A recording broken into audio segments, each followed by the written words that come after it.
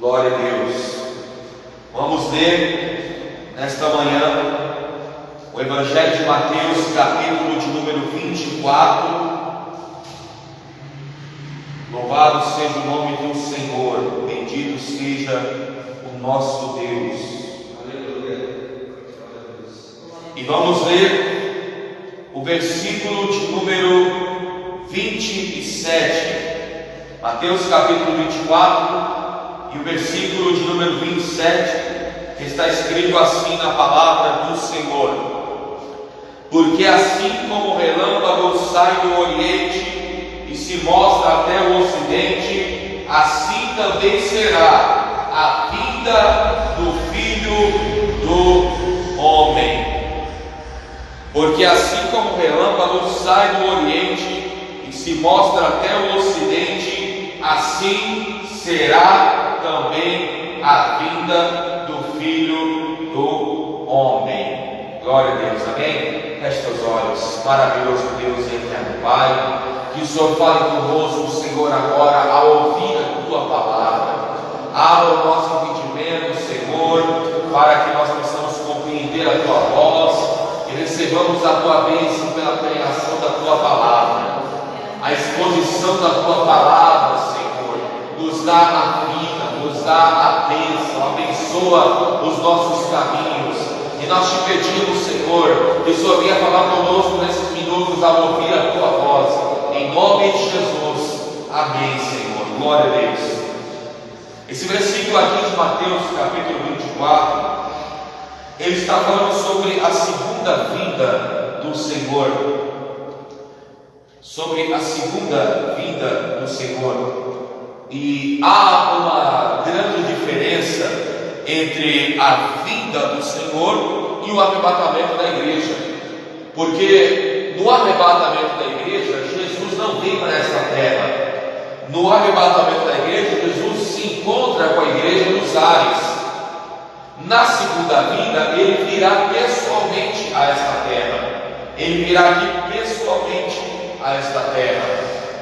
Esse texto aqui que nós lemos, embora ele está falando da segunda vinda, nós podemos entender que também podemos falar que fala do arrebatamento da igreja.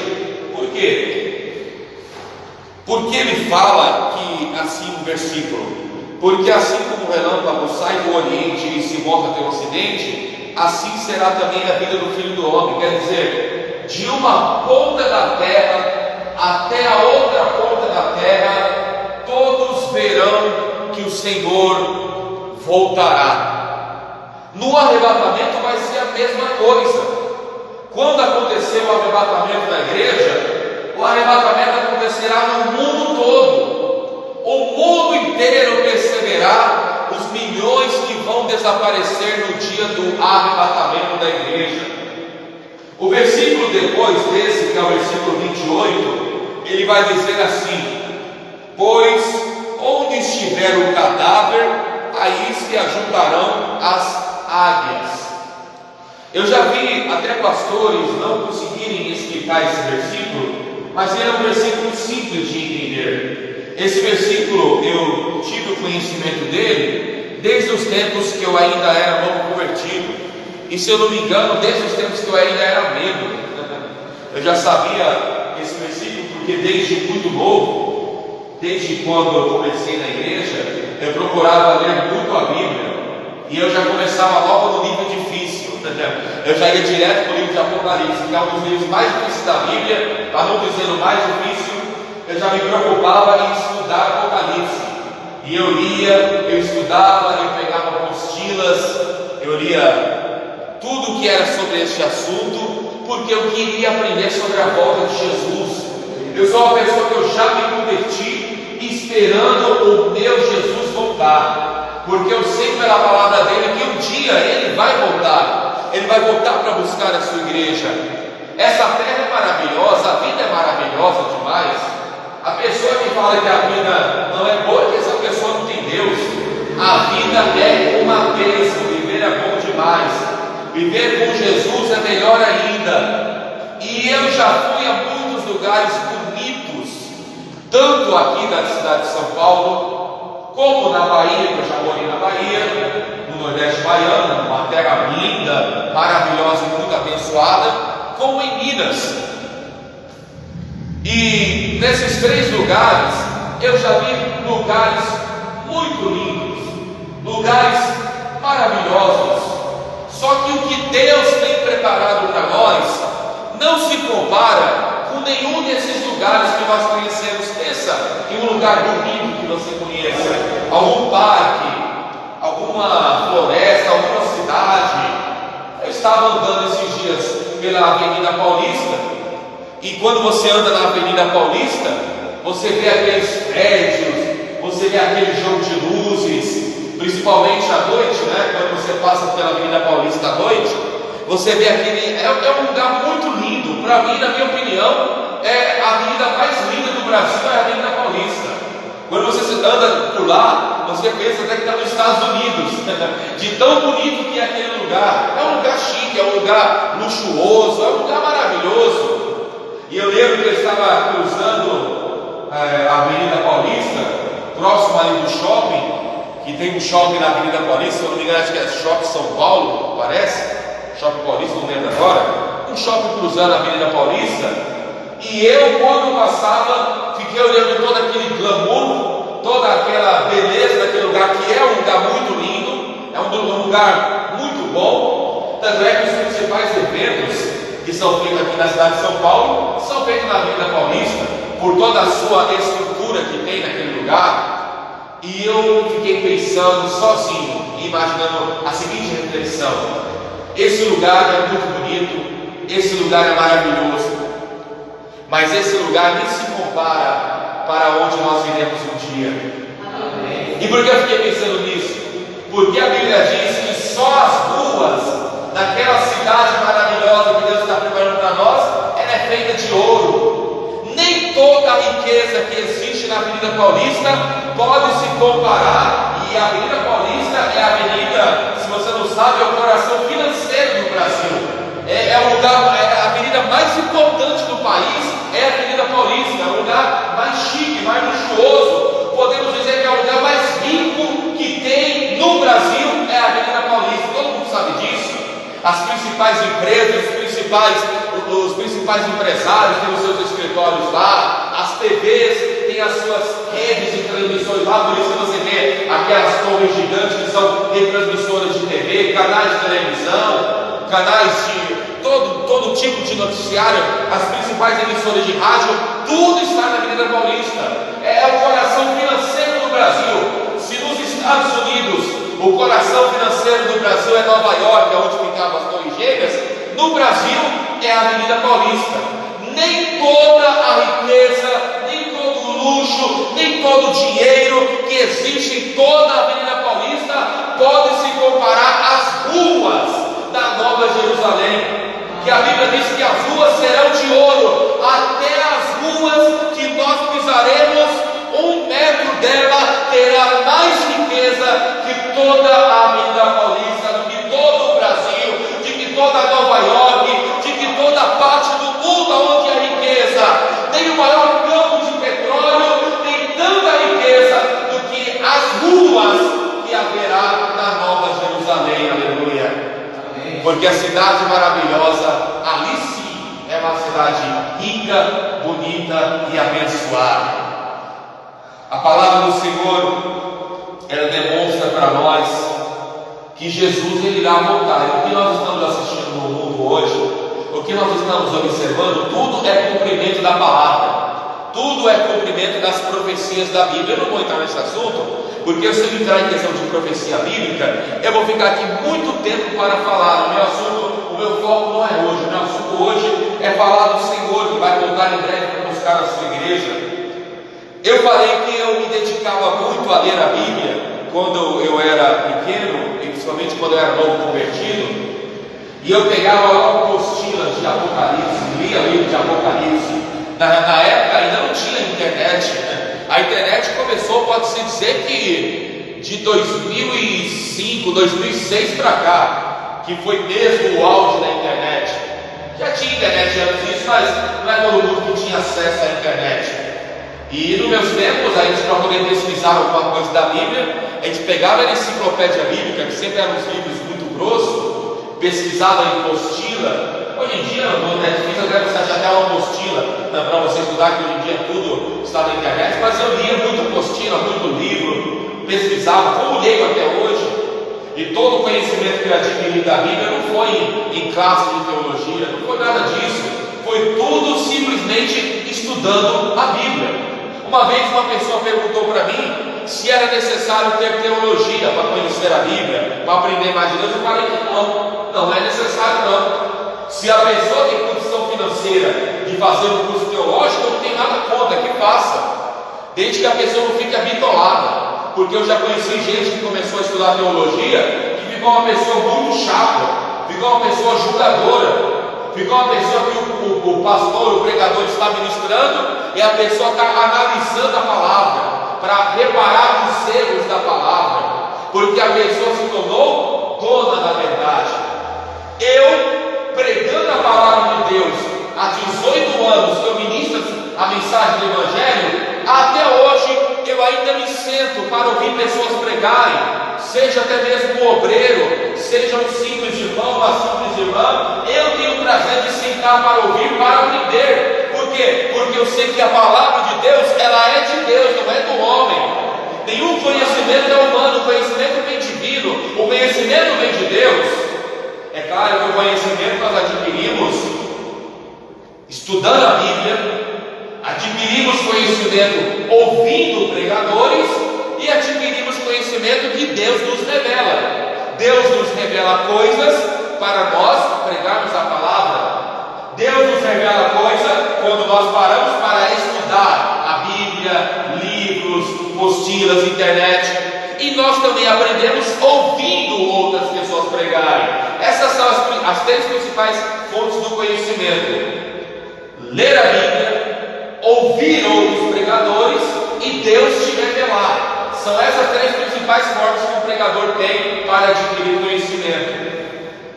E eu, no versículo 18, desde novinho, tive entendimento no versículo 28, que o versículo 28 de Mateus 24 diz assim: pois onde estiver o cadáver, aí se ajuntarão as águias. O que quer dizer isso? Parece um versículo difícil de entender, mas não é difícil de entender não. Por onde estiver o cadáver, o que é o cadáver? É a pessoa que morre, é a pessoa que está morta. Nós morremos para este mundo, nós estamos vivos fisicamente, espiritualmente, mas nós estamos mortos para a coisa dessa terra. Vivemos neste mundo, mas não fazemos mais parte deste mundo, porque agora nós somos de Deus, por isso nós somos diferentes.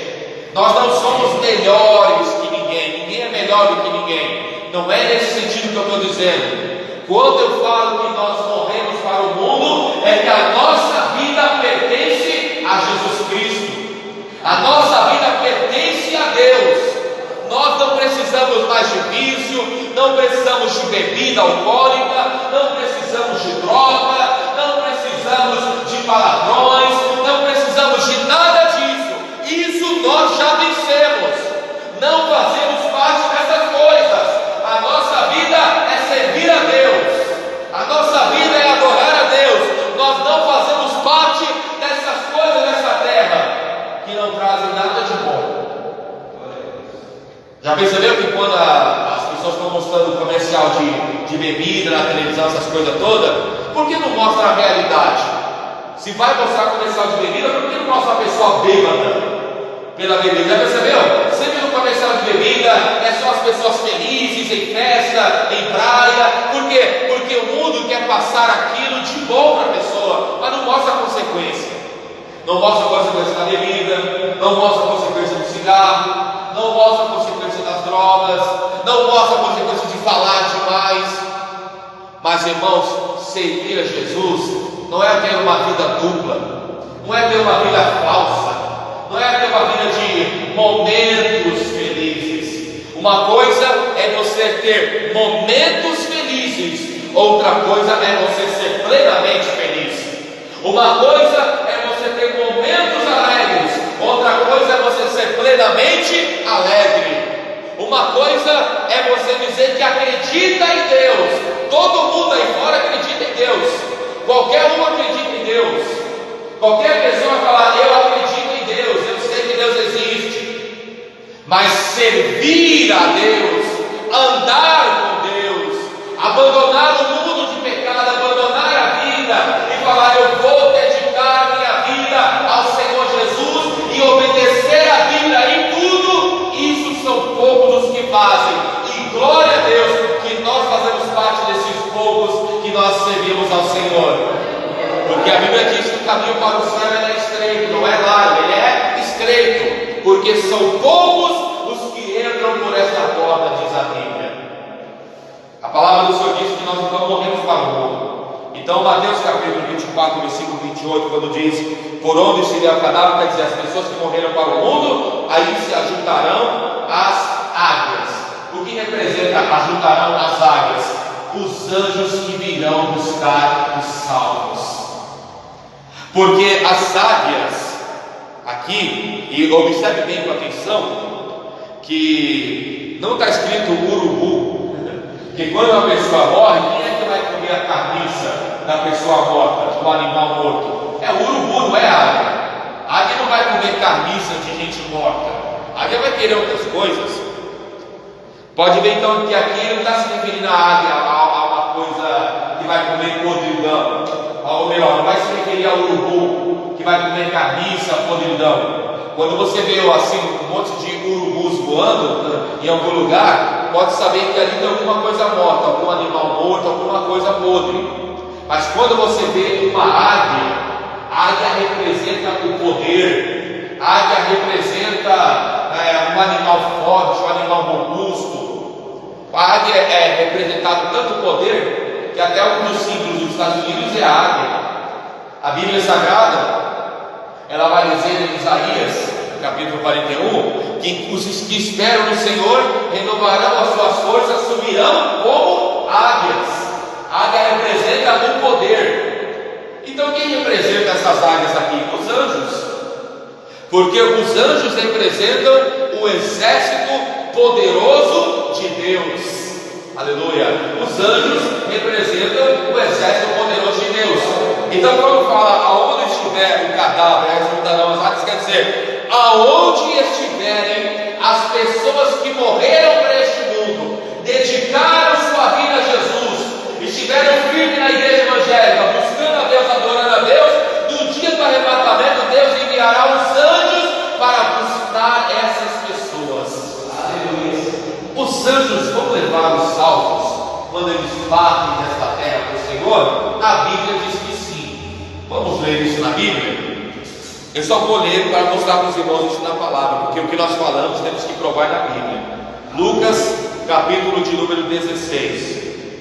Lucas, capítulo de número 16. Aleluia.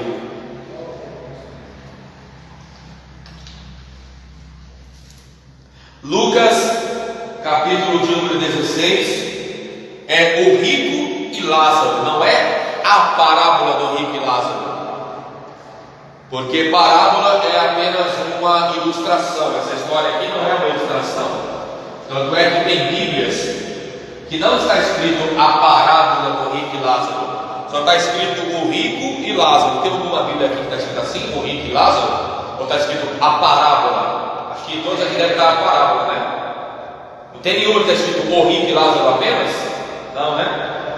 Mas tem Bíblia que tem assim. Isso aqui não é uma parábola, isso aqui é um acontecimento real. Tanto é que parábola não tem personagens com nome. Você nunca vai ver Jesus contar uma parábola e usar nomes em pessoas. Nesse aqui, Jesus cita nomes. Vamos ler. Vamos ler a partir do versículo 19.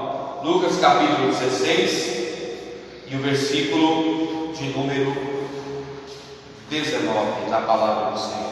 Está escrito assim: ora, havia um homem rico e vestia-se de púrpura e linho finíssimo, vinha todos os dias regalada e esplendidamente.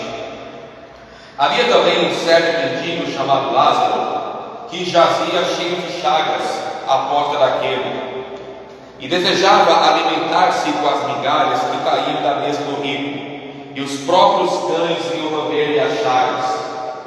E aconteceu que o mendigo morreu, e foi levado pelos anjos ao seio de Abraão. E morreu também o rico e foi sepultado. E no Hades ergueu os olhos, estando em tormentos, e viu-se ao longe Abraão e Lázaro no seu seio. E clamando disse: Pai Abraão, tem misericórdia de mim, e manda que Lázaro molhe na água a ponta do seu dedo, e me refresque a língua, porque estou atormentado nesta chama. Disse, porém, Abraão: Filho, lembra-te que recebeste os teus bens em tua vida, e Lázaro somente males, e agora este é consolado e tu atormentado. E além disso está posto um grande abismo entre nós e vós, de sorte que se quisessem passar daqui para vós não poderiam, nem tampouco os de lá passar para cá. E disse-lhe: Rogo-te, pois, ó Pai, que me mandes à casa de meu pai, pois tenho 5 irmãos, para que lhe dê testemunho, a fim de que não venham também para este lugar de tormento. Disse-lhe Abraão: Tem Moisés e os profetas, ouça-nos. E disse ele: Não, pai Abraão, mas se algum dos mortos fosse ter com eles, arrepender-se-iam. Porém Abraão lhe disse: Se não ouvem a Moisés e aos profetas, tampouco acreditarão que algum dos mortos ressuscite. Eu não vou contar aqui essa história, esse fato real e verídico, que não é uma parábola, mas é um fato real e verídico, que conta 2 homens, um que morreu salvo e um que morreu sem a salvação. O que morreu sem a salvação foi direto para o inferno, a tal ponto que ele está atormentado, pedindo apenas uma gota de água, porque as chamas o perturbam. O inferno é um lugar de chamas, é um lugar de tormento eterno. Mas o detalhe interessante é o versículo 22, que fala do salvo. O versículo 22 diz assim: E aconteceu que o mendigo morreu e foi levado pelos anjos para o seio de Abraão, e morreu também o rico e foi sepultado. Foi levado pelos anjos. O que é o seio de Abraão? O seio de Abraão é o paraíso. Existem lugares espirituais que nós podemos separar por 4 deles. Podemos dizer biblicamente todos eles.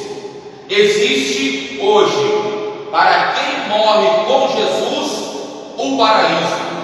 No paraíso estão as almas de todos os salvos, estão no paraíso.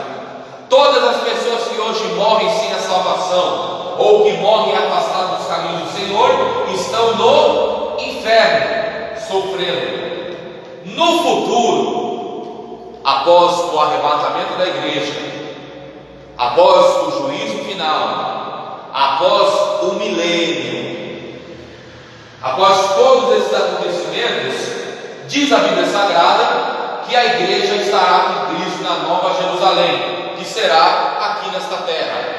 A Nova Jerusalém é uma nova cidade que Deus preparou para os salvos.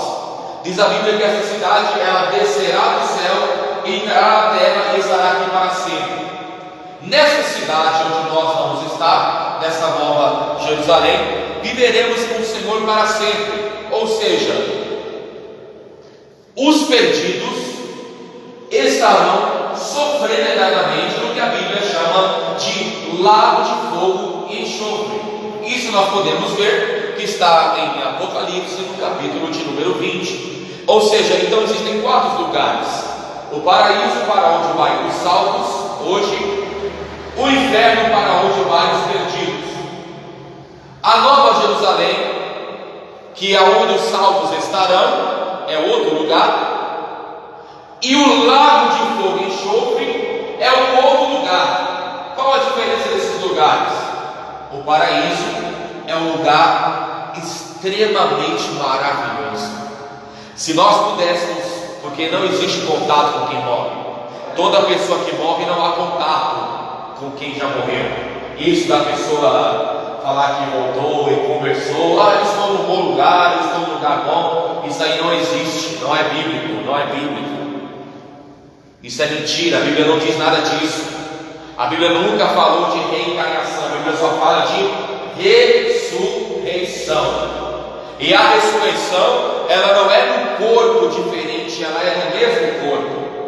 No dia do arrebatamento da igreja, você não vai voltar em um corpo diferente. Você voltará no mesmo corpo, só que este corpo seu será transformado. Ou seja, o corpo que Deus te deu, esse corpo ele é eterno.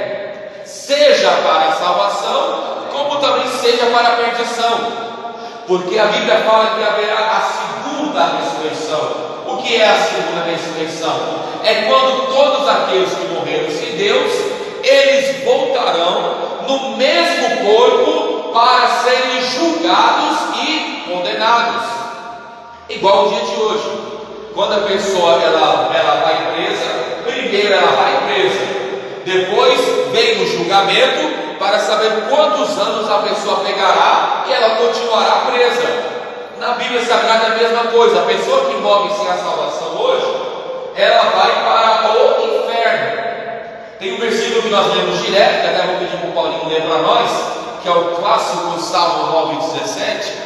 Toda pessoa que morre hoje sem a salvação e sem Deus, ela vai direto para o inferno. Não existe segunda chance após a morte. A chance para a pessoa ser salva é hoje, enquanto a pessoa está com vida. Veja o que a Bíblia diz em Salmo 9,17. Lembra mais, Paulinho, por favor. Salmos 9,17. Os ricos serão lançados no inferno, e todas as nações que se esquecem de Deus. Os ímpios serão lançados no inferno. Lembra nós, Paulinho? Malaquias capítulo 3, versículo 18. Para nós vermos quem são os ímpios segundo a Bíblia. Malaquias capítulo 3, versículo de número 18, do lado de Mateus. Aleluia. Os ímpios serão lançados no inferno, todas as nações que se esquecem de Deus. Mas eu vou contar na palavra, tá? Não vou fugir do foco não, que eu só estou juntando uma coisa com outra para os irmãos entenderem. Achou, Paulinho? 3,18. Malaquias 3,18. Amém. Então vereis outra vez a diferença entre o justo e o ímpio, entre o que serve a Deus e o que não serve. Amém. Glória a Deus. Malaquias capítulo 3, versículo 18 está dizendo assim, ó: então vereis a diferença. Há uma diferença, irmãos. Ninguém é igual. Nesse sentido, agora falando. Então vereis a diferença entre o justo e o ímpio, entre o que serve a Deus e o que não o serve. O justo é o que serve a Deus, o ímpio é o que não serve a Deus. O ímpio que não serve a Deus, Salmo 9,17 fala que esse vai para o inferno. Não é palavra minha, é Bíblia, é palavra de Deus, é Deus quem está falando isso, não sou eu. Eu apenas estou transmitindo o que a palavra diz. E esse ímpio que não quer servir a Deus, que se afastou dos caminhos de Deus, que deixou os caminhos de Deus, essa pessoa infelizmente irá para o inferno, como Lucas capítulo 16 fala a história deste homem. Eles estão hoje no inferno sofrendo eternamente. Só que quando a Bíblia chega em Apocalipse capítulo 20, que fala do lago de fogo e enxofre, é um lugar ainda pior do que o inferno. Se o inferno é tremendamente horrível, imagine um lugar pior do que o inferno. A Bíblia chama este lugar de lago de fogo e enxofre. E esse lugar é tão ruim, mas tão ruim, que eu quero só ler um detalhe com os irmãos. Apocalipse capítulo 20. Apocalipse capítulo de número 20. Glória a Deus. Apocalipse capítulo de número 20. Aonde eu posso ver o paraíso na Bíblia? Eu posso ver naquela passagem de Jesus, quando Jesus estava com aqueles dois ladrões. Um deles se arrependeu, o outro não. O que se arrependeu falou: Senhor, lembra-te de mim quando entrares no teu reino. E o que Jesus falou para ele: ainda hoje estarás comigo no paraíso. No paraíso é onde estão todos os salvos. Toda pessoa que morre hoje por Jesus está no paraíso.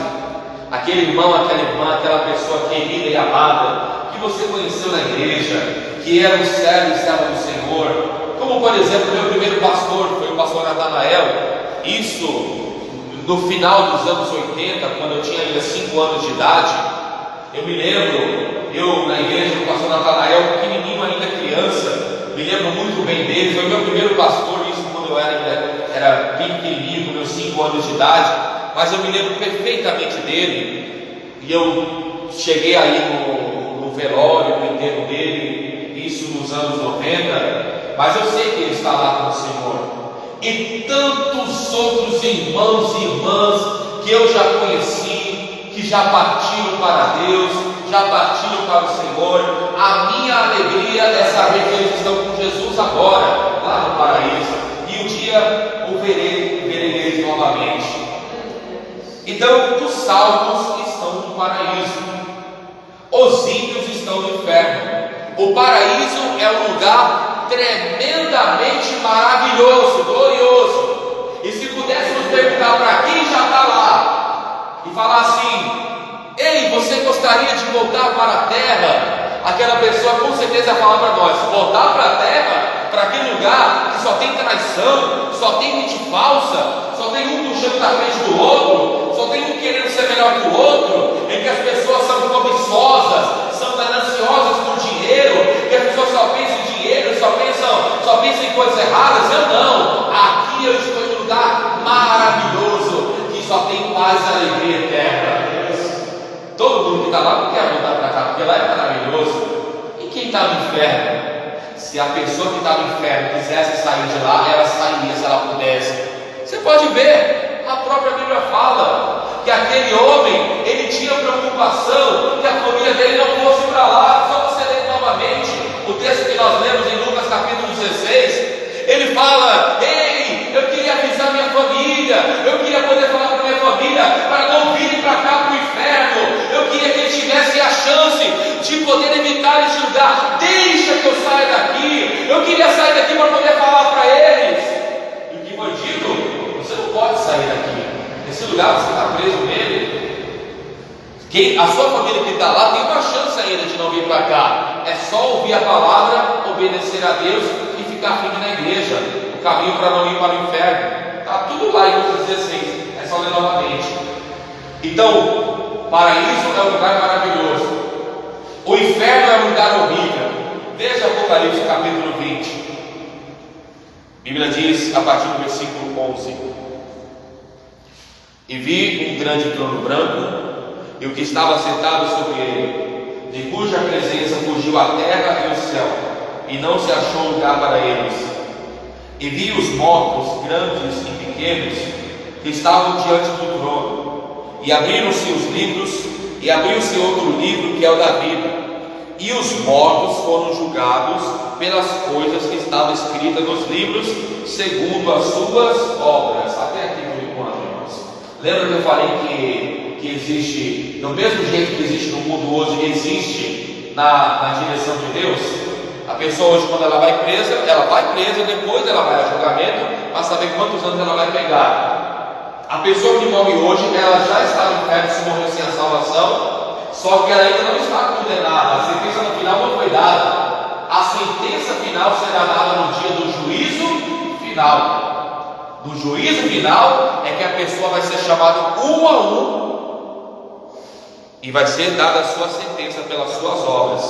Versículo 14: e a morte e o inferno foram lançados no lago de fogo. Esta é a segunda morte. A morte e o inferno foram lançados no lago de fogo e enxofre. Agora vamos entender a dimensão do que nós estamos falando. O inferno já é um lugar horrível, já é um lugar tenebroso. Se Deus te desse uma visão sobre o inferno, como Deus dá para muitos irmãos, e você pode procurar no YouTube, e no YouTube vai ter milhares de testemunhos de arrebatamento do céu ao inferno. E eu dou até uma dica para os irmãos lerem um livro muito bom, chamado A Divina Revelação do Inferno. Você acha esse livro em qualquer livraria evangélica? Eu tenho esse livro. e esse livro é tremendo, A Divina Revelação do Inferno. Nesse livro você vai ter um pouco da noção do que é o inferno. É um livro tremendamente assustador, mas é um livro muito forte, bíblico, que vai falar de muitas coisas sobre o inferno. Uma visão que Deus deu a uma mulher, a uma serva do Senhor, há muitos anos atrás, e ela publicou o livro dessas visões que ela teve. E ela chegou até a publicar um segundo livro, chamado A Divina Revelação do Céu. Também conheço esse livro, um livro também muito lindo também. Esse livro você acha na Ponte Azedas, acha nas livrarias Santo Amaro. É um livro também maravilhoso, os dois são ótimos, mas o livro que fala sobre o inferno, ele é muito mais interessante. E o inferno, meus irmãos, como Deus já deu visão para muitas pessoas, você não vai ver ninguém falar coisa boa de lá, ou ninguém. Tanto é que quando eu vejo o testemunho do inferno, como é que eu sei que o testemunho é verdadeiro? Quando eu vejo o pânico da pessoa ao relatar o inferno. Se você só vê aqueles testemunhos de pessoas que falam que foram no inferno, mas contam numa naturalidade, e o inferno era assim, o inferno era assim, aí já fico meio assim, né? Cismado. Mas quando eu vejo aquele testemunho que a pessoa conta com aquele temor, com aquele medo, só de expressar a palavra, de falar do pânico que viu lá, aí você já vê, esse testemunho é verdadeiro, porque a pessoa expressa realmente o que sentiu. O inferno é um lugar horrível, um lugar tenebroso. A minha mãe mesmo já teve uma visão sobre o inferno, já contei para os irmãos aqui no culto.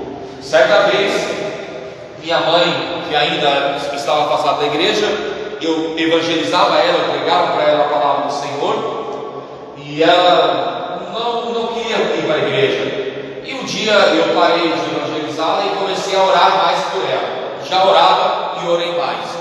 E um dia eu falei: Senhor, Deus, Pai querido, em nome de Jesus, fala com a minha mãe precisa voltar para a igreja, Senhor. Ela tem que estar no caminho do Senhor, ela tem que estar firme. Eu comecei a orar de madrugada, pedindo para Deus falar com a minha mãe, para Deus visitar a minha mãe, para que minha mãe voltasse para a igreja. Eu comecei a orar, e eu lembro que na oração minha eu falei assim: Senhor, fala com a minha mãe, nem que seja em sonho, para que ela volte para a igreja. Eu orei assim, e eu lembro, irmãos, que após essa minha oração, deve ter se passado mais ou menos uns 2 dias desta oração, não foi na mesma noite, não lembro agora, mas foi muito próximo do que eu vou lhe falar. Eu estava um dia me arrumando para ir para a igreja, porque na igreja que eu congregava, nessa época eu morava na Bahia, na igreja, os cultos de Santa Ceia não eram de manhã e à noite, como nós temos aqui, como nós vamos celebrar hoje a Ceia do Senhor, que essa mesa linda e maravilhosa já está aqui montada. O culto era só de manhã a ceia. Eu estou me arrumando para ir para a igreja, estou lá me arrumando, coloquei meu terno, minha gravata, não estou aqui hoje, mas coloquei meu terno e minha gravata, estou indo para a igreja, e a minha mãe fala assim: eu vou com você para a igreja. Eu achei estranho, porque minha mãe estava afastada.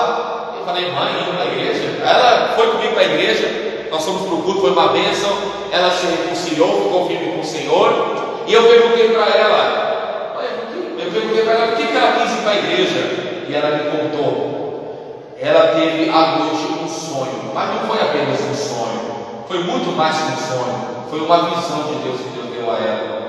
Ela contou para mim que ela apareceu em um lugar muito horrível, um lugar com muita chama, um lugar de muito sofrimento, com pessoas gritando, com pessoas sofrendo, com pessoas sendo torturadas, com pessoas em agonia, um lugar assim meio avermelhado de tanto fogo que tinha, era um inferno. E naquele lugar que ela apareceu, ela ficou apavorada, ela ficou com muito medo por estar ali. E ela contou para mim que ela viu uma amiga dela, que ela sabe que aquela amiga dela morreu sem Jesus e morreu sem a salvação. E aquela amiga dela estava sofrendo no meio da chama, ela estava toda agoniada, e ela viu a minha mãe e falou assim: ei, vem para cá. Ela fazia assim com a mão, chamando ela: vem para cá, estamos esperando que você também venha para esse lugar. Fiquei até arrepiado quando eu lembro disso que ela me falou: venha para cá, estamos esperando que você venha ficar aqui conosco para sempre, venha para cá.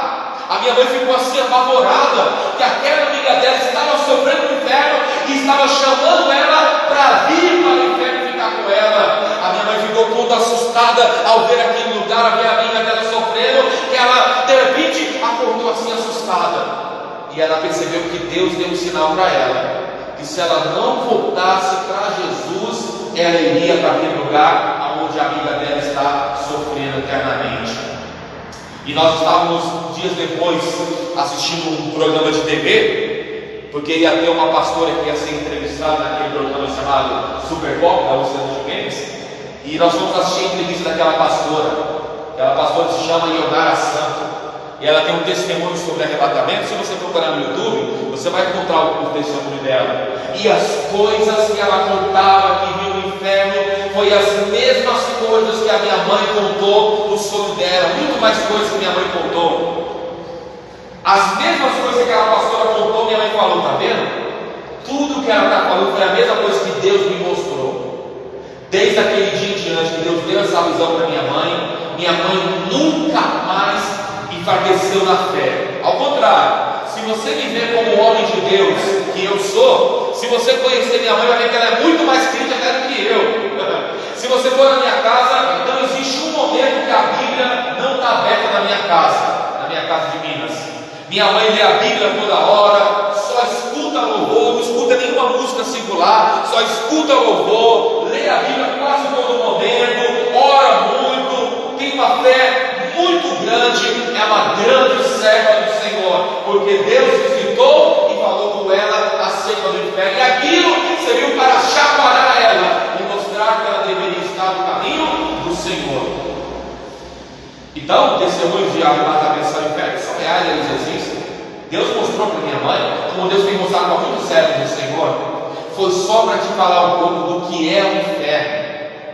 Pois aqui em Apocalipse, no capítulo 20, a Bíblia Sagrada está dizendo que esse lugar chamado inferno, que já é horrível, que já é tenebroso, que é um lugar, o inferno é um lugar, esse lugar vai ser tirado e vai ser jogado dentro do lago de fogo e enxofre. Ou seja, uma coisa que já é ruim ficará pior ainda. Não tem nem como imaginar isso. O inferno sendo jogado. E diz mais a Bíblia aqui no versículo 14: a morte e o inferno foram lançados no lago de fogo. Esta é a segunda morte. Observe agora o versículo 10 de Apocalipse capítulo 20.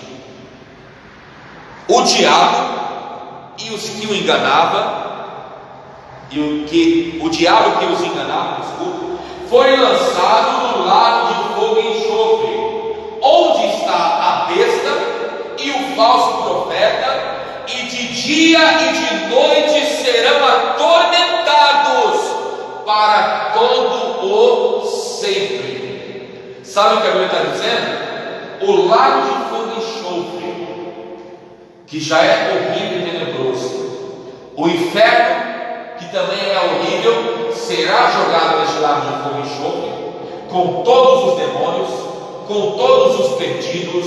O diabo será jogado lá, o anticristo que vai perseguir a igreja, que vai perseguir os salvos, será jogado lá, o falso profeta será jogado lá, e o texto de Apocalipse 10 diz que eles serão atormentados de dia e de noite para todo o sempre. Ou seja, nunca haverá fim para aquele que cair no lago de fogo e enxofre. O inferno hoje não há fim.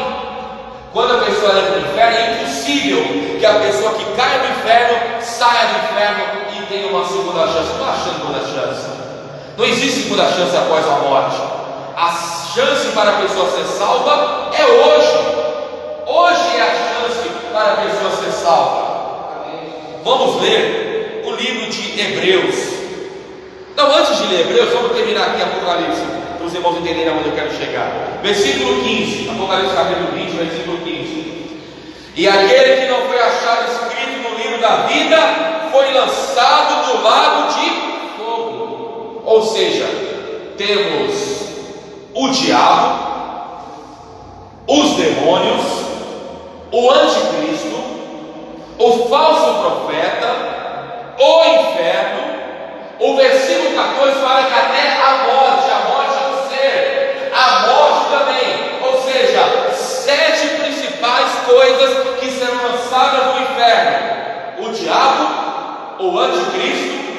o falso profeta, a morte, o inferno, os que se afastaram dos caminhos do Senhor e aqueles que não aceitaram Jesus. Todos esses irão para o inferno. Não sou eu que estou dizendo, é a Bíblia que está dizendo, não é a palavra minha, é a palavra de Deus. Então, se o inferno já é horrível, o lago de fogo será eternamente pior. Você quer sentir a tensão do que eu estou falando? Vamos pela Bíblia, antes de nós lermos Hebreus, para terminarmos. Vamos ler o livro de Isaías, capítulo 66, para você sentir o que é o horror desse lugar que a Bíblia Sagrada fala. Mas o Antigo Testamento fala sobre isso? Claro que fala. A Bíblia anda em concordância, toda a Bíblia fala de uma mesma coisa. Isaías capítulo 66.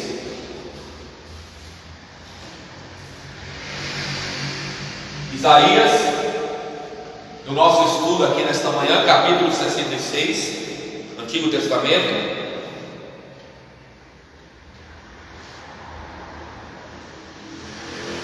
Versículo de número 24. Isaías capítulo 66, versículo 24. É o último versículo de Isaías. E sairão e verão os corpos mortos dos homens que prevaricaram. A palavra prevaricar quer dizer que pecaram contra mim. Contra quem? Contra Deus. O homem vai para o inferno porque peca contra Deus. Porque o bicho nunca morrerá, nem o seu fogo se apagará, e serão um horror para toda a carne. O que quer dizer o bicho nunca morrerá? Isso quer dizer o quê? Os vermes. O que acontece quando uma pessoa morre? Já viu quando uma pessoa morre, os vermes começam a comer o corpo da pessoa? Aquela coisa bem assim horrível, os vermes começaram a comer os corpos, qualquer corpo morto, seja de animal ou humano, os vermes começam a comer, aquilo é chamado de bicho.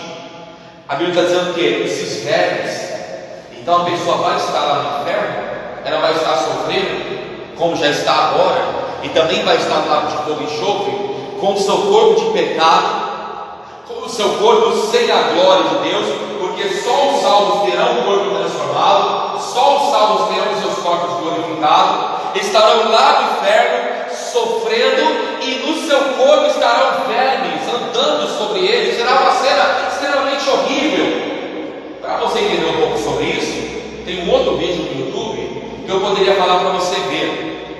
É só você procurar lá no inferno, um testemunho, procurar arrebatamento ao inferno da artista coreana, que é uma artista que ela fez uma pintura de uns quadros sobre algo que Deus revelou para ela sobre o inferno. Aquilo ali, se você assiste, você fica triste novamente, aquilo lá também é horrível. As coisas que ela forma, a forma que ela fala sobre o inferno, do que Deus mostrou para ela sobre o sofrimento eterno do inferno. Só você procurar testemunho, arrebatamento, artista coreana. Artista coreana, porque ela é uma pessoa que pinta quadros, e ela fez pinturas sobre o inferno que Deus mostrou para ela, e esse testemunho é tremendo, ele é muito forte mesmo, sobre essa artista coreana que pintou os quadros. E você vai ver que nos quadros dela vai ter muitas pinturas que vai ter as pessoas lá sofrendo, os vermes, essa coisa toda. Isaías retrata essa cena de terror, mostrando que os corpos mortos estarão lá por causa do pecado. Por isso que a Bíblia diz, você não precisa pegar e falar para você o que está escrito. A Bíblia diz em Romanos capítulo 6, versículo 23: o salário do pecado é a morte. O que é salário? É o pagamento. A pessoa recebe o pagamento pelo que ela trabalha. Ninguém recebe o salário antes de trabalhar. Você trabalha para depois receber. Assim é o pecado. A pessoa comete um pecado hoje, um pecado amanhã, um pecado depois de amanhã, outro pecado, outro pecado, outro pecado, outro pecado, até que uma hora a conta chega e a pessoa parte sem a salvação. Por isso que é necessário andar com Deus, por isso que é necessário voltar para Deus que está afastado, Por isso que é necessário andar nos caminhos do Senhor, para poder viver com Deus. Porque quem viver só pecando sem Jesus, o texto está dizendo, nós já lemos aqui, já ouvimos a palavra, o Salmo 9,17: os ímpios serão lançados no inferno, e todos os que se esquecem de Deus. Os ímpios serão lançados no inferno, e todas as nações que se esquecem de Deus. Esquecer de Deus é não querer Deus. Vamos para a igreja? A igreja não precisa saber de igreja, não. A igreja, e a moda agora é essa: a igreja sou eu sou a igreja. Pois bem, assim como não existe família, existe por acaso família de uma pessoa só? Não existe família de uma pessoa só. A família é composta por mais de uma pessoa. Assim também não existe igreja de uma pessoa só. Irmãos, se alguém vier para você nesse papo, vem por igreja, essa pessoa fala, mas essa pessoa lê Bíblia. Eu não vou mais para a igreja, sabe por quê? A igreja sou eu. Quando essa pessoa se converter e ler a Bíblia, ele não fala nada disso. A Bíblia chama a igreja de corpo de Cristo, e o corpo de Cristo congrega no templo. Eu não tenho tempo aqui para ler para os irmãos, porque senão precisaria mais de 1 hora para poder mostrar na Bíblia. Mas a Bíblia fala da importância da igreja. Quando Jesus ressuscita, você pode ver isso no final do Evangelho de Lucas. A Bíblia diz que os discípulos estavam no templo. Atos capítulo 2, a Bíblia fala que o apóstolo Pedro e os demais apóstolos começaram a pregar a palavra, e enquanto eles pregavam a palavra de Deus, eles oravam, Deus fazia maravilhas, mas eles estavam no templo, 4 paredes, igreja, como nós estamos aqui congregando. Não é falar, eu creio em Deus, eu busco em Deus, eu faço a minha oração. Isso não é suficiente para você ser salvo. A salvação precisa estar na igreja. Isso de falar, eu sou a igreja, mas não congrega em lugar nenhum, não vai trazer a salvação para ninguém. A salvação virá para quem estiver firme na igreja. A Bíblia chama a igreja de corpo de Cristo. E a Bíblia, quando vai falar lá em Coríntios sobre o corpo de Cristo, fala do corpo e a sua importância, e vai dizer que este corpo tem uma cabeça, e a cabeça é Cristo. Jesus é quem pensa, Jesus é quem manda, Jesus é quem toma as decisões. Jesus está na liderança da igreja. Estamos aqui congregando em uma igreja física. Nós somos a igreja, sim. Somos a igreja, sim, somos. A Bíblia diz em Hebreus capítulo 3, versículo 6, que Jesus nos fez a sua casa, aonde Ele mora em nós. Mas para Deus morar em mim, eu preciso congregar, porque na congregação, na igreja, eu vou ter um pastor, eu vou ter uma pastora, eu vou ter alguém que vai estar pregando, dirigindo o culto. Esta pessoa vai orar, vai me ensinar a palavra. Pode ver que eu estou ensinando os irmãos a Bíblia, estou pregando a Bíblia, eu não estou pregando a minha vida. Por que eu preciso estar na igreja? Para ouvir a pregação da Bíblia. Ouvir só pregação pela internet não resolve nada. Ouvir só ler livro, ler a Bíblia sozinho, não vai trazer salvação. É preciso congregar, é preciso estar em uma igreja. Porque quando Jesus voltar para arrebatar a sua igreja, o nome já diz: arrebatar a igreja, arrebatar os que estão congregados. No dia do arrebatamento, Jesus vai levar pessoas que vão estar em cultos, outros não vão estar em cultos, porque o arrebatamento, agora você ver como a palavra se encaixa certinho, a palavra não cai. Pode ver que tudo que eu estou falando, uma coisa se encaixa com a outra. Lembra que nós lemos no começo? Aonde estiver o cadáver, aí se ajuntarão as águias.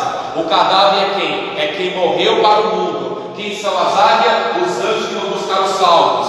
Eu li isso na Bíblia, lá em Lucas 16. O arrebatamento acontecerá no mundo todo. A Bíblia até fala no versículo anterior, porque assim como o relâmpago sai ao ocidente e se mostra ao oriente, assim será a vida do homem.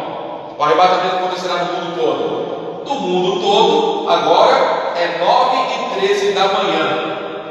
Estamos no Brasil, estamos na cidade de São Paulo, estamos aqui no Grajaú, na zona sul de São Paulo. No Japão, já é 9h13 da noite. Japão, Austrália, em outros países já é noite.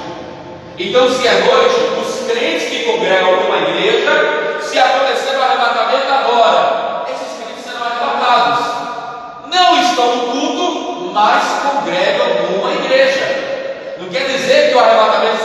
acontecer no dia que eu estiver dentro da igreja. Vai acontecer para muita gente, porque como o arrebatamento será no mundo todo, quando acontecer o arrebatamento, vai ter cultos em algumas igrejas do mundo que não vai tirar a pessoa da igreja. Mas como o mundo ele é diferente no seu fuso horário, vai ter pessoa que vai estar trabalhando. A Bíblia fala isso, irmãos. A Bíblia fala isso. Estarão dois trabalhando, um será levado e o outro será deixado. Isso está em Mateus capítulo 25. A Bíblia fala sobre isso.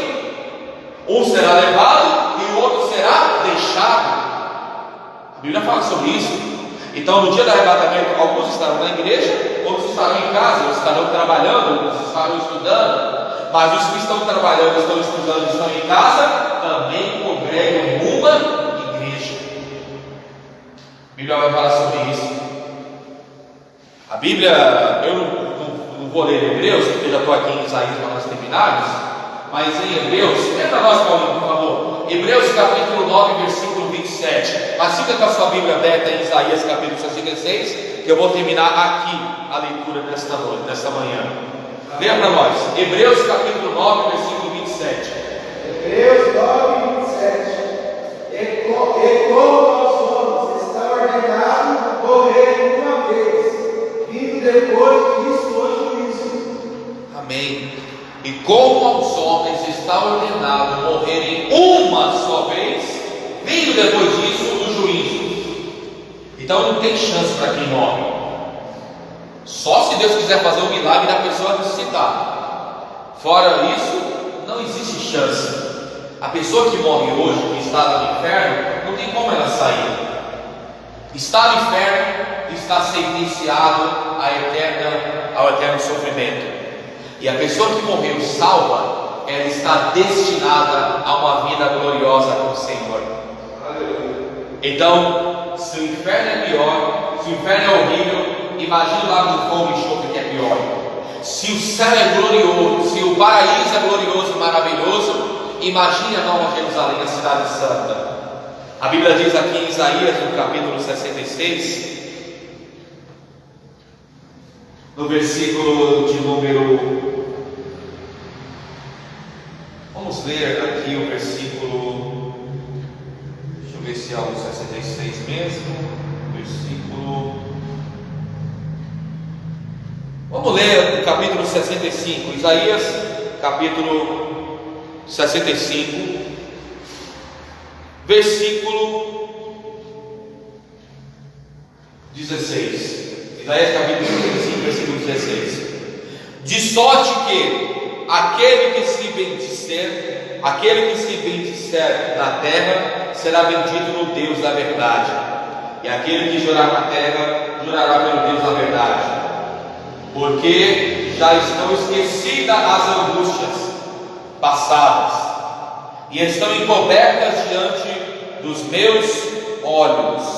A Bíblia está dizendo o seguinte: você que aceitou Jesus, que se batizou nas águas, que está firme numa igreja evangélica, os teus pecados já foram perdoados pelo Senhor. Você tem o direito de entrar no céu. Por isso nunca coloca dúvida no seu coração. Quando alguém perguntar para você: você tem certeza da sua salvação? Diga com toda a fé: eu tenho certeza, porque Jesus já me salvou. Versículo 17: porque eis que eu crio céus novos e nova terra, e não haverá lembrança das coisas passadas, nem mais se recordarão, mas vós folgareis e exultareis perpetuamente no que eu crio. Porque eis que eu crio para Jerusalém alegria e para o seu povo gozo. E folgarei em Jerusalém e exultarei o meu povo, e nunca mais se ouvirá nela voz de choro, nem voz de clamor. Versículo 17: porque eis que eu crio céus novos e nova terra. Lembra que eu falei que vai ter uma nova cidade nessa nova terra? Essa terra que será transformada. Avançando a leitura, vamos ao versículo 25. O lobo e o cordeiro se apacentarão juntos, o leão comerá palha como o boi, o pó será a comida da serpente, não fará mal nem dano algum em todo o meu santo monte, diz o Senhor. O que quer dizer isso? Sabe quando você lê aqueles livrinhos de testemunho de de Jeová, que tem aquelas cenas do paraíso, das pessoas com os animais, aquilo é verdade. O problema dos testemunhos de Jeová é que eles ensinam que esse paraíso será eterno. A Bíblia fala que o paraíso terá apenas 1000 anos. Depois de 1000 anos vem a Nova Jerusalém. Eu acho que há muitas coisas ali a se comentar o que eles ensinam de forma errada. Mas naqueles desenhos que eles fazem aquelas gravuras das pessoas com aqueles animais, isso eles estão certos, isso realmente acontecerá. Embora eles não ensinem verdadeiramente como a Bíblia deve ser ensinada, mas aqui eles acertam aquelas gravuras. A Bíblia está dizendo que exatamente acontecerá isso. As pessoas nessa nova terra que o Senhor preparará viverão com os animais em paz. Vai hoje você no zoológico tentar viver em paz com um leão, chegar perto de um pitbull. Ninguém pode viver em paz, porque o animal pode matar a pessoa. Uma cobra pode matar alguém. Deus, uma vez me deu um grande livramento em relação à cobra. Deus uma vez me deu um grande livramento. Eu não sei se eu já contei aqui para os irmãos, mas teve um dia, isso quando eu morava na Bahia, eu estava dormindo, e quando eu acordei de manhã, tinha uma cobra venenosa na minha cama. E eu acordei de manhã, simplesmente aquela cobra estava morta, ela morreu. Não sei como aquela cobra entrou dentro de casa, só sei que ela entrou e subiu na minha cama. Talvez ela queria me dar o bote e eu ia morrer dormindo, não ia ver nada. Mas eu, como sou o servo de Deus, acredito eu que Deus enviou o anjo naquela noite e matou aquela cobra para que não me picasse. Eu lembro disso até hoje, que eu acordei de manhã e estava lá a cobra, uma cobra venenosa, morta na minha cama, que acredito que Deus enviou o anjo e matou aquela cobra. E se ela me picasse, hoje nem estaria aqui mais falando da palavra do Senhor. Até que eu mostrei aquela cobra para outras pessoas, que eu peguei ela e mostrei, e todo mundo que viu falou: essa cobra realmente ela é venenosa. Hoje não dá para viver com os animais em paz, alguns dá, outros não, mesmo domesticado. Mas lá na vida eterna, viveremos as pessoas, os animais, maravilhosamente bem, em perfeita harmonia. Para finalizar e orarmos agora e participarmos da ceia do Senhor, nós lemos Apocalipse capítulo 20. Vamos ler Apocalipse capítulo 21 para nós orarmos e participarmos da ceia do Senhor. O último texto que eu leio hoje nesta manhã, desse nosso estudo bíblico, Apocalipse capítulo de número 21. Veja como a Bíblia está em total concordância. Nós lemos em Apocalipse, em Isaías capítulo 66, o Senhor dizendo o quê? Que Ele ia criar novos céus, nova terra, um novo lugar maravilhoso. Veja Apocalipse capítulo 21. Qual que é o título de Apocalipse capítulo 21 na sua Bíblia? Não é o novos céus e a nova terra? Exatamente o que está escrito em Isaías, que nós acabamos de ler. Veja como a Bíblia trabalha em concordância. Após passar o juízo final, após os ímpios serem jogados no lago de fogo e enxofre, veja o destino dos salvos. Porque eu falei do paraíso, eu falei do inferno, eu falei do lago de fogo e enxofre, agora eu vou falar do novo céu e da nova terra. Apocalipse capítulo 21, versículo 1. E vi um novo céu e uma nova terra, porque já o primeiro céu e a primeira terra passaram, e o mar já não existe. E eu, João, vi a cidade santa, a nova Jerusalém, que de Deus descia do céu, adereçada como uma esposa ataviada para o seu marido. E ouvi uma grande voz do céu que me dizia: eis aqui o tabernáculo de Deus com os homens, pois com eles habitará, e eles serão o seu povo, e o mesmo Deus estará com eles, e ele será o seu Deus. E Deus limpará dos seus olhos toda lágrima, e não haverá mais morte, nem pranto, nem clamor, nem dor, porque já as primeiras coisas são passadas. E o que estava sentado sobre o trono disse: eis que faço nova todas as coisas. E disse-me: escreve, porque essas palavras são verdadeiras e fiéis. E disse-me mais: está cumprido. Eu sou o Alfa e o Ômega, o princípio e o fim. A quem quer que tiver sede, de graça lhe darei da fonte da água da vida. Isso é a salvação. Versículo 7. Eu quero que você repita comigo o versículo 7. Quem vencer, herdará todas estas coisas. Eu serei o seu Deus, e ele será o meu povo. Aleluia.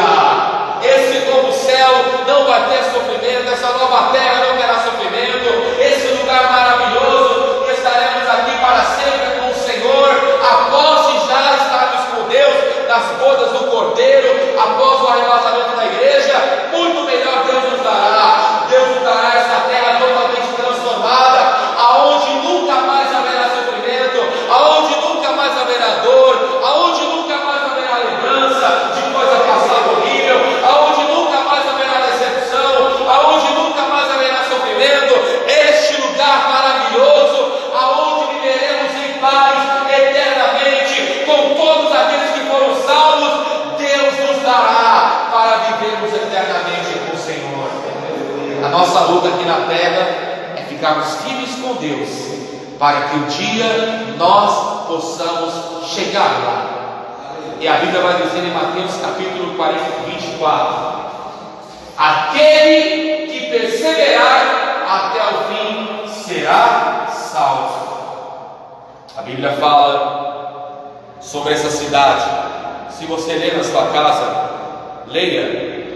Mas do versículo 9 até o versículo de número 27, ele vai mostrar as maravilhas daquela cidade. Ele vai mostrar as coisas gloriosas daquela cidade. Ele vai dizer que naquela cidade não vai precisar de luz, não vai precisar de sol, porque a própria glória de Deus é quem vai iluminar aquele lugar. Não vai haver mais noite, não vai haver mais escuridão, só haverá alegria, só haverá paz.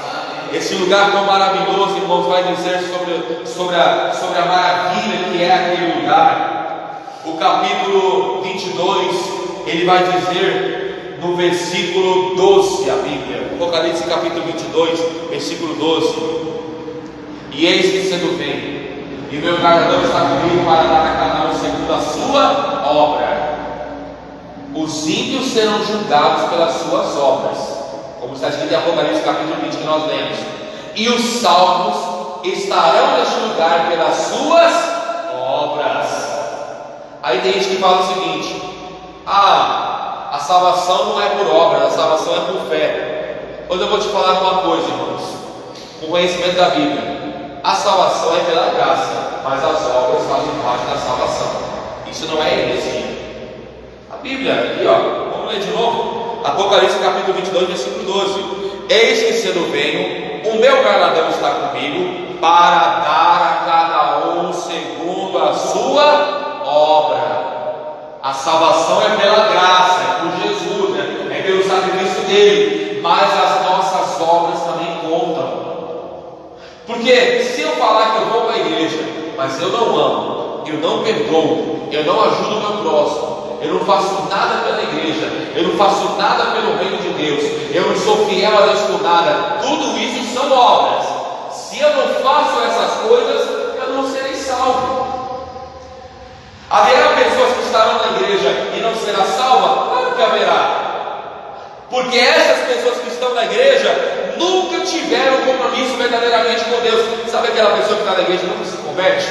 Nunca quer viver o verdadeiro evangelho do Senhor? É aquela pessoa que só é religiosa, só vai para a igreja por religião, para cumprir uma tabela, para o pastor ver que está na igreja, mas não vai verdadeiramente com um sentimento de compromisso com Deus. As pessoas, quando vinham na igreja antigamente, elas dobravam o seu joelho, elas tinham preocupação em ter uma vida certinha, em ter uma vida correta, em ter uma vida correta com o seu próximo. As pessoas vigiavam nas suas palavras, as pessoas vigiavam nas suas atitudes, as pessoas vigiavam em tudo que elas faziam, tudo, porque elas pensavam o seguinte: não posso dar escândalo, não posso dar mau testemunho, tenho que ter uma vida reta com Deus. Isso são obras. Isso são obras. Você ter uma vida reta com Deus é obra. Então as suas obras valem para a sua salvação. Mas aí são duas coisas: Jesus na sua vida, aceitar Jesus, receber Jesus, ser batizado nas águas, obedecer certinho na igreja e ter a sua vida reta com Deus, uma vida fora do pecado. Isso são obras. Versículo 13: eu sou o alfa e o ômega, o princípio e o fim, o primeiro e o derradeiro. Versículo 14: bem-aventurado aqueles que lavam as suas vestiduras no sangue do Cordeiro, para que tenham direito à árvore da vida e possam entrar na cidade pelas portas. Aleluia! O sangue de Jesus nos dá o direito de entrarmos na vida eterna. O sangue de Jesus